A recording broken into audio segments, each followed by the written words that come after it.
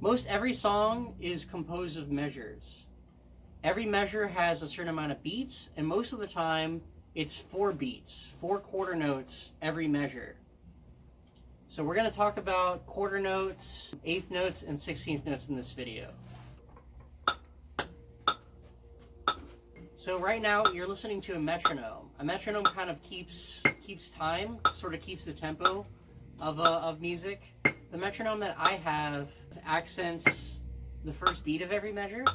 So it goes like 1, 2, 3, 4. 1, 2, 3, 4, and so on. It's important to know what beat you're in whenever you play certain patterns. For now, we're just going to worry about quarters, eighths, and sixteenths, just playing those. So as I mentioned, quarter notes are 4 in a measure, and they're 1 per beat. So you're going to hit the drum every time there's a click. Here we go.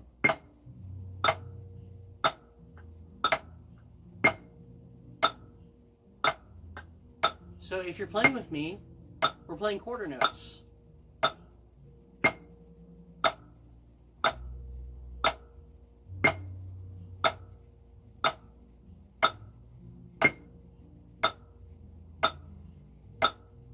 One, two, let's pause. Okay, so now we're going to talk about eighth notes. Eighth notes are twice the rate of quarter notes. There's going to be 2 eighth notes in every single beat. So here we go. We got 1, 2, ready, go.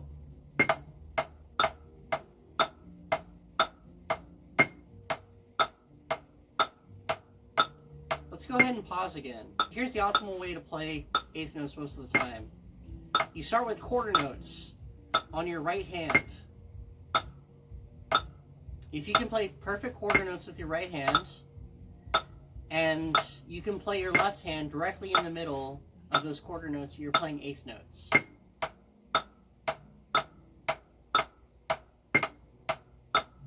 Let's pause from playing for a moment. Before you play eighth notes, try to count them. We're just going to count 2 every time a beat happens. So here we go, right now. 1, 2. I should explain what the 1 and 2 and is on this figure. So that's like the proper way to count it, right? Rhythmic solfege. 1 and 2 and. It allows you to count each and every eighth note while understanding what beat you're on. For our purposes, we'll count 1, 2, 1, 2, just to play the eighth notes correctly. 1, 2, 1, 2, 1, 2, 1, 2, 1, 2, 1, 2, 1, 2. Keep thinking 1, 2, and play it as you think it. 1, 2, 1, 2, 1, 2. Ready, go. Keep your right hand on those quarter notes. You're doing 2 evenly per beat. 1, 2, 1, 2, 1, 2, 1, 2, 1, 2. Let's keep going.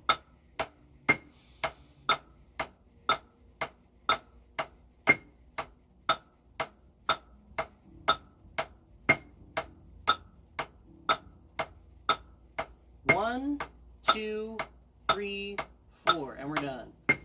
Let's talk about 16th notes. So 16th notes are what happens if you double the rate of eighth notes, or if you split eighth notes in half. So that means there's 4 per beat. So we went from 1 per beat to 2 to 4. 4 per beat. 1, 2, 3, 4. 1, 2, 3, 4. 1, 2, 3, 4.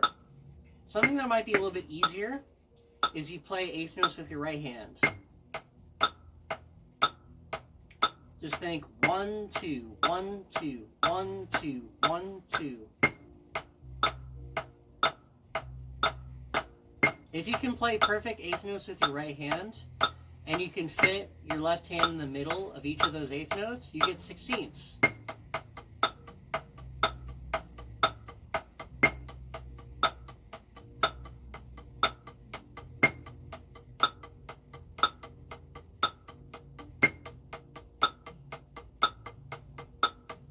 Okay, so if those 16th notes were a little bit difficult, there's another way to practice them. It's called the 5-stroke roll. So you play a group of 4 16ths, and then the beat right after that, it all adds up to 5. So think 1, 2, 3, 4, 5. 1, 2, 3, 4, 5. 1, 2, 3, 4, 5. Another important element of this is that you always start and end with your right hand. So it's right, left, right, left, right. Right, left, right, left, right. So this is the 5-stroke roll. Let's keep working on it. If you struggle to stay right-handed the whole time, you can work on 1, 2, 3.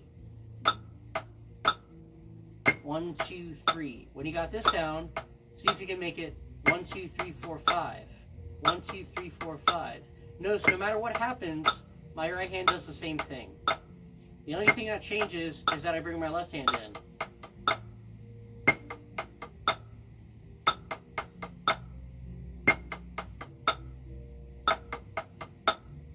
1, 2, 3, 4, 5. 1, 2, 3, 4, 5.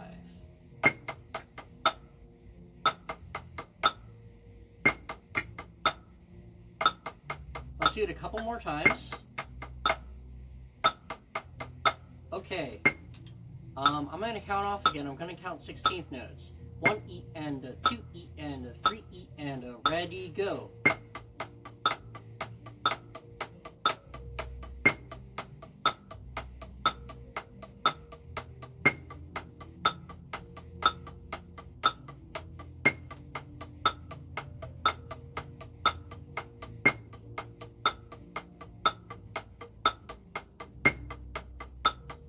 Alright, I hope you're hanging in there. 1, 2, 3, and we're done. Alright, I hope you enjoyed this video. I hope you learned about timing exercise, rhythmic subdivisions, quarters, 8/16. Have a great day. Goodbye.